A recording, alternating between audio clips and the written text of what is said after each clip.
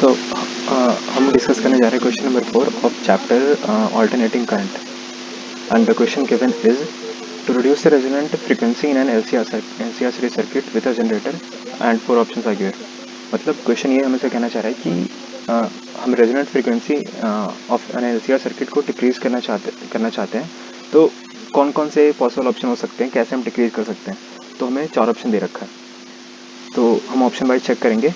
पहले हम जान लेते हैं कि LCR सर्किट कुछ उसके बेसिक रूल्स और होता क्या है।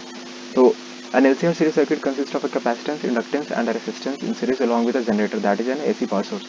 So ये LCR series circuit होता है जिसमें कि एक कैपेसिटेंस होता है, इंडक्टेंस होता है, रेजिस्टेंस होता है, सीरीज में लगे होता है और उसके साथ एक जनरेटर लगा होता है जो कि बेसिकली पावर सोर्स होता है।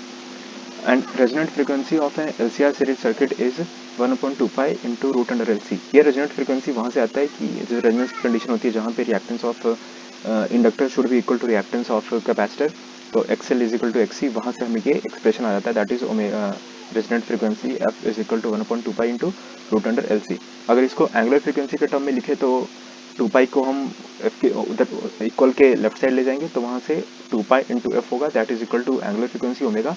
सो ओमेगा इज इक्वल टू 1/रूट under LC, that is angular frequency हमें आ जाएगा कि एंगुलर रेजोनेंट फ्रीक्वेंसी इज 1/रूट अंडर LC। तो यहाँ से हमें ये पता चल रहा है कि जो रेजोनेंट फ्रीक्वेंसी है वो किस पे डिपेंड कर रहा है, कैपेसिटेंस ऑफ कैपेसिटर पे डिपेंड कर रहा है और इंडक्टेंस ऑफ इंडक्टर पे डिपेंड कर रहा है। So it depends, it is inversely proportional to 1/L and in fact 1/रूट अंडर L and 1/रूट under C। So option check कर लेते हैं। सो पहला ऑप्शन ये है कि the generator frequency should be reduce.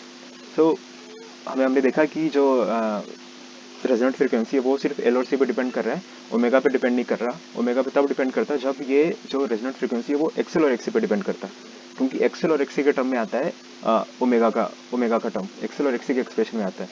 सो ये तो इनकरेक्ट ऑप्शन हो गया कि रेजोनेंट फ्रीक्वेंसी सिर्फ क्योंकि इंडक्टर से कैपेसिटेंस डिपेंड कर रहा है, उसे कोई जनरेटर की फ्रीक्वेंसी से मतलब ही नहीं है। तो it doesn't matter that you reduce और डिक्रीज, रेजोनेंट फ्रीक्वेंसी इज एक कांस्टेंट वैल्यू होता है जो कि that is which is achieved at the resonance condition. so that is a constant value and it depends upon the L and C value of the capacitor and inductor.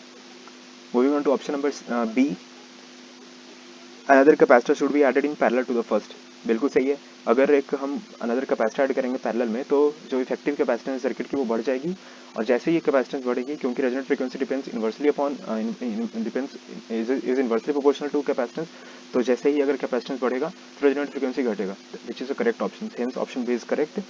Option C check कर लेते हैं। Option C ये कह रहा है कि the iron core of inductor should be removed. तो अगर आयरन कोर ऑफ इंडक्टर अगर रिमूव करते हैं तो इंडक्टर की जो इंडक्टेंस है वो कम जाती है, that is L value will decrease. जैसे ही एल डिक्रीज होगा रेजोनेंट फ्रीक्वेंसी विल इंक्रीज, तो ये भी इनकरेक्ट ऑप्शन है। ऑप्शन नंबर डी चेक कर लेते हैं कि dielectric in the capacitor should be removed. So जैसे ही डाइलेक्ट्रिक अगर रिमूव करते हैं हम कैपेसिटर की, तो डाइलेक्ट्रिक बेसिकली क्या डिफाइन करता है कि dielectric represents the charge holding capacity of a capacitor, means that is nothing but the capacitance value of a capacitor.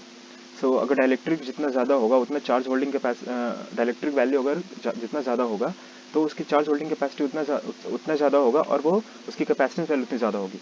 तो अगर आप डाइलेक्ट्रिक रिमूव कर रहे हो तो इसका मतलब आप कैपेसिटेंस वैल्यू डिक्रीज कर रहे हो। अगर आप और हमें पता है कि जो रेजोनेंट फ्रीक्वेंसी है that is inversely proportional to capacitance. So जैसे आप कैपेसिटेंस डिक्रीज करोगे रेजोनेंट फ्रीक्वेंसी विल इंक्रीज, लेकिन हमसे ये पूछा जा रहा है कि रेजोनेंट फ्रीक्वेंसी को डिक्रीज कैसे करें, तो hence option D is also incorrect. So there is only one correct option and that is option B. Thank you.